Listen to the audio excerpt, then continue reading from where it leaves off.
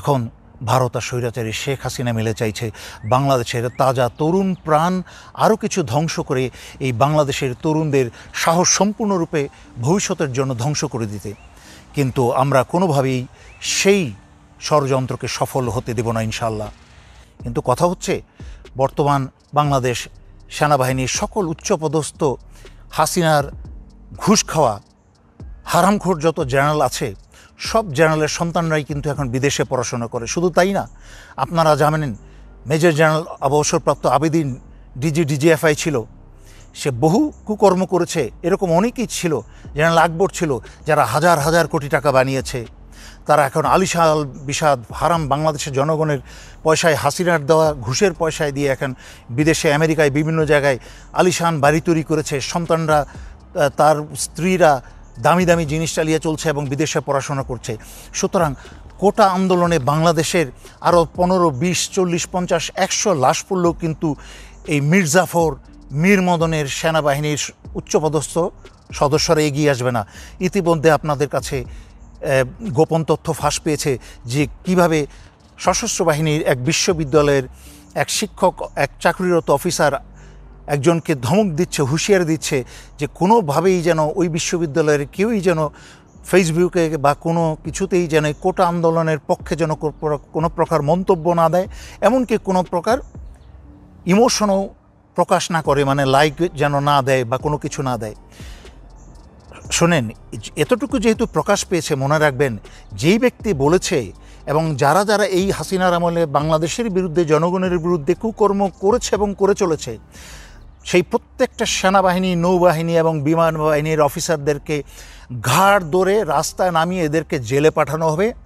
কোনো বিশেষ শ্রেণীতে নয়, একদম চোর বদমাশের যেই শ্রেণী আছে সেই শ্রেণীতে এদেরকে পাঠানো হবে।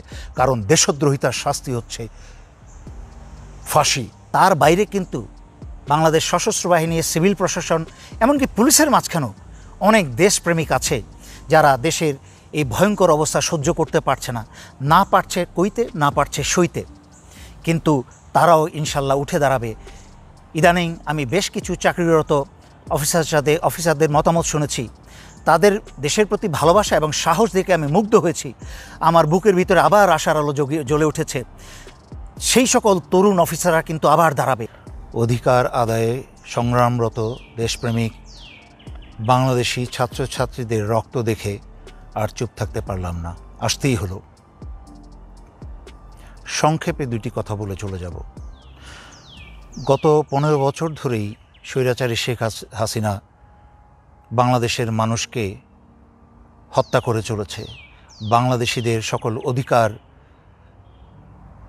কেড়ে নিতে নিতে নিঃস্ব করে দিয়েছে। বাংলাদেশের মানুষের প্লেট থেকে খাবার ছিনিয়ে নিয়ে অভুক্ত রেখেছে। বাংলাদেশের ব্যাংকগুলো থেকে চুরি করে এবং বাংলাদেশের যে রিজার্ভ আছে সেটা পর্যন্ত চুরি করে বাংলাদেশকে পথে বসিয়ে দিয়েছে। এবং সর্বোপরি বাংলাদেশের স্বাধীনতা এবং সার্বভৌমত্ব ভারতের হাতে তুলে দিয়ে বাংলাদেশকে আবার পরাধীন করে দিয়েছে। কিন্তু আপনাদেরকে বারবার করে বলে আসছি যে আপনারা স্বাধীনতা অর্জনে বা স্বাধীনতা ফিরে পেতে এবং অধিকার আদায়ে অন্য দেশের মুখের দিকে তাকিয়ে বসে থাকলে হবে না। যাদের মুখের দিকে তাকিয়ে এত বছর বসে থেকেছিলেন যুক্তরাষ্ট্র এসে আপনাদেরকে মুক্ত করে দিবে, বারবার বলেছি আপনাদের অধিকার আপনাদের আদায় করতে হবে এবং আপনাদের স্বাধীনতা রক্ষা আপনাদেরই করতে হবে। আমি এও বলেছি স্বাধীনতা রক্ষা একটা দৈনন্দিন এবং প্রতিনিয়ত একটা চর্চার বিষয়। আজকে সেই চর্চা, অধিকার আদায়ের চর্চা বা স্বাধীনতা রক্ষার চর্চা বন্ধ করে দিয়েছিলেন বহু বছর ধরে। তাই যে কোনো অধিকার, সামান্য অধিকার আদায়ের রক্ষায় নেমে কিন্তু জীবন দিতে হচ্ছে, রক্ত দিতে হচ্ছে। স্বৈরাচারী শেখ হাসিনা গত 15 বছরে, এর আগে কিন্তু নিরাপদ সড়ক আন্দোলন হয়েছে এবং কোটা বিরোধী আন্দোলনও হয়েছে। অতীতে সেই আন্দোলন কিন্তু বিফল হয়েছে। কেন বিফল হয়েছে? বিফল হয়েছে বাংলাদেশিদের সবচেয়ে বড় দুর্বলতা যেটা, যে একত্র হতে পারে না বাংলাদেশিরা। কোনো অধিকার আদায়ে এবং কোনো স্বৈরাচারীর পতনে একত্র হওয়ার কোনো বিকল্প নেই, একত্র হতেই হবে। এই যে নিরাপদ সড়ক আন্দোলন ছিল, সেই আন্দোলন কি শুধুমাত্র ছাত্রদের আন্দোলন ছিল? তখনও আমি কিন্তু মনে আছে নিরাপদ সড়ক আন্দোলনের সময় বারবার করে অনুরোধ করে বলেছিলাম অভিভাবকদের উদ্দেশ্যে, আপনারাও নেমে আসুন, সন্তানদের পাশে একসাথে দাঁড়ান, তাহলে সেই আন্দোলনটা আরও বড় এবং আরও বিশাল হতো সারা দেশ জুড়ে। কিন্তু তা না করে অভিভাবকরা ঘরে বসেছিলেন এবং মার খেয়েছে। ছোট ছোট ক্লাস 6, 7, 8-এ পড়া ছেলেমেয়েরা মার খেয়ে রক্ত ঝরিয়েছে। একইভাবে কোটা বিরোধী আগের আন্দোলনও কিন্তু আমরা সে একই পরিণতি দেখেছি। বিভিন্ন রাজনৈতিক দলের চিরাচরিত মির্জাফরের ভূমিকা পালনের কারণে কিন্তু সেই সকল আন্দোলনও বিফল হয়েছে। আজকে আমি কিছুক্ষণ আগে জনাব তারেক রহমানের বক্তব্য শুনছিলাম এবং আশা করছিলাম হয়তোবা চূড়ান্ত একটা ডাক আসবে, এমন একটা ডাক আসবে যাতে শুধু বাংলাদেশের বিএনপি করা বা জাতীয়তাবাদী দেশপ্রেমিক ছেলেমেয়েরাই নয়, সারা বাংলাদেশের মানুষ এই 15 বছর অত্যাচারের পর তারা একসাথে দাঁড়িয়ে যাবে। কিন্তু অত্যন্ত দুঃখজনক হলেও সত্যি, যেই ভাষণ শুনলাম, চিরাচরিত ভাষণ, যেই ভাষণে রুহের মাগফিরাত কামনা করা হলো, যেই ভাষণে বলা হলো তীব্র নিন্দা আমি জ্ঞাপন করিলাম, যেই ভাষণে বলা হলো গায়েবানা জানাজা হবে। আরে অতীতে বিভিন্ন আন্দোলনে যারা নিহত হয়েছে তাদের সময়ও তো একই ধরনের ভাষণ দেওয়া হয়েছে। তাতে কি তাদের বাংলাদেশের বা ছাত্রদের বা কারোর আন্দোলনকারী কোনো জনগণের কি কোনো ভাগ্যের পরিবর্তন হয়েছে? হয়নি।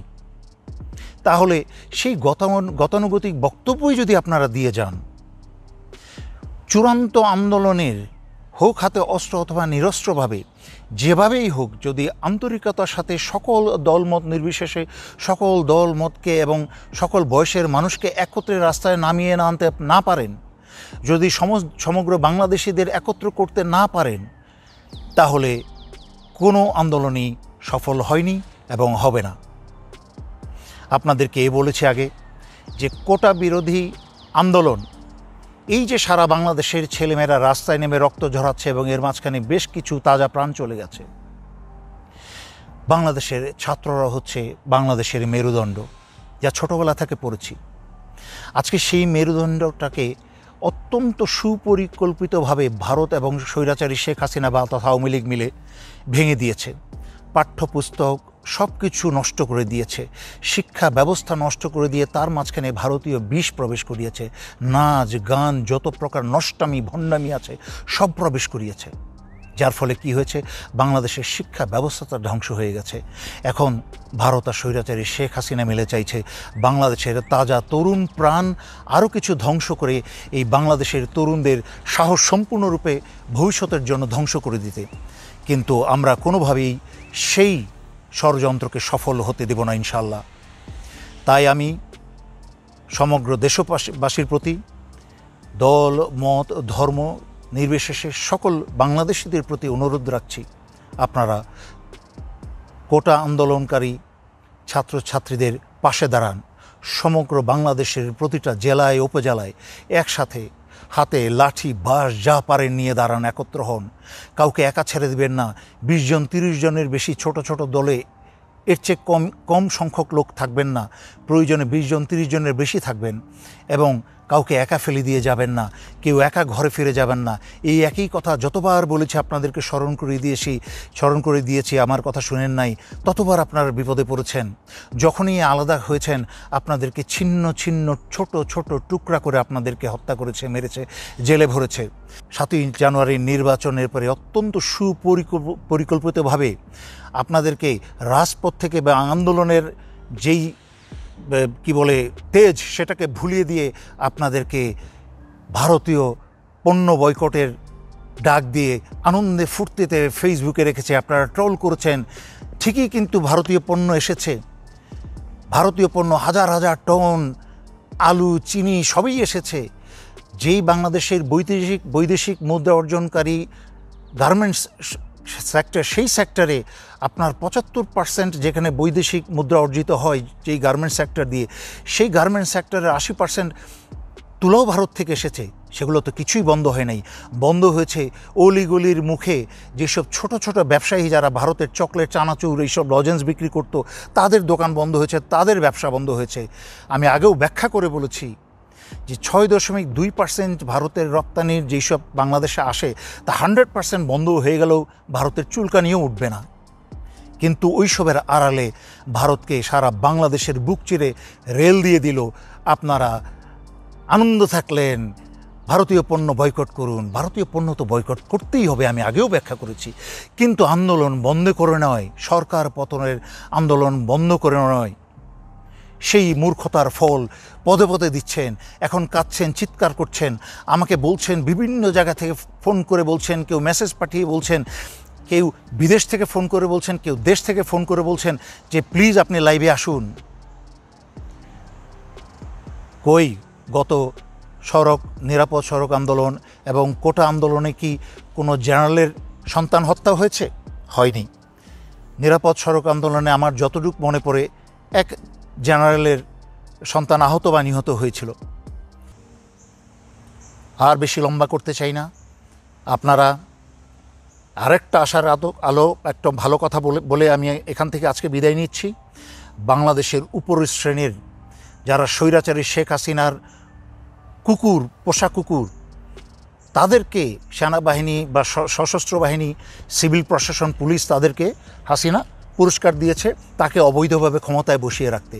কিন্তু তার বাইরে কিন্তু বাংলাদেশ সশস্ত্র বাহিনী, সিভিল প্রশাসন, এমনকি পুলিশের মাঝখানেও অনেক দেশপ্রেমিক আছে যারা দেশের এই ভয়ঙ্কর অবস্থা সহ্য করতে পারছে না, না পারছে কইতে, না পারছে সইতে। কিন্তু তারাও ইনশাল্লাহ উঠে দাঁড়াবে। ইদানিং আমি বেশ কিছু চাকরিরত অফিসারদের মতামত শুনেছি। তাদের দেশের প্রতি ভালোবাসা এবং সাহস দেখে আমি মুগ্ধ হয়েছি। আমার বুকের ভিতরে আবার আশার আলো জ্বলে উঠেছে। সেই সকল তরুণ অফিসাররা কিন্তু আবার দাঁড়াবে। আমি আগেও বলেছিলাম যে যারা যারা স্বৈরাচারী শেখ হাসিনার ঘুষ খেয়ে, হারাম খেয়ে দেশ এবং জনগণের বিরুদ্ধে বেইমানি করছেন, তাদের অবস্থা এই মির্জাফর এবং মীর মদন এদের মতোই হবে। আপনারা দেখেছেন এই বেশরম, জেনারেল বলতে লজ্জা লাগে, বেশরম ব্যাককল আজিজ আহমেদ, আরেকটা হচ্ছে অসভ্য জানোয়ার এই বেনজির, পুলিশের বেনজির। আমি বলেছিলাম যে স্বৈরাচারী শেখ হাসিনা এদেরকে ব্যবহার করা শেষ হয়ে গেলে টয়লেট পেপারের মতো ফেলে দিবে। এগুলো তো মাত্র শুরু হয়েছে। এবং পুলিশের অন্যান্য অফিসাররা দেখছে, আরে হাসিনার কাজ তো উদ্দেশ্য হয়ে গেল তো টয়লেট পেপারের মতো ছুঁড়ে ফেলে দেয়। মেজর দেলোয়ারের কথাই তো ঠিক। এবং চুরি করার টাকাও খাওয়া যায় না, চোরের মতো বিদেশে পালিয়ে বেড়াতে হয়, কোথাও কাউকে ঠিকানাও পর্যন্ত দেওয়া যায় না যে কোন দেশে আছে। নিজের বাড়ির ঠিকানা তো দূরের কথা, নিজের দেশের ঠিকানা দেওয়া যায় না। সুতরাং বাংলাদেশের সশস্ত্র বাহিনী এবং সিভিল প্রশাসন, পুলিশ, সকল পদবীর অফিসার এবং কর্মকর্তাদের আমি আবারও হুঁশিয়ারি দিচ্ছি, শোনেন, ফেরাউন টিকে নাই, হিটলার টিকে নাই, মুসোলিনি টিকে নাই, মুজিব টিকে নাই, এই হাসিনাও টিকবে না, এই আওয়ামী লীগও টিকবে না, এবং তাদের সমর্থনকারী সাহায্যকারীরাও ভয়ঙ্কর রকম অপমানিত হয়ে তাদের পতন হবে ইনশাল্লাহ।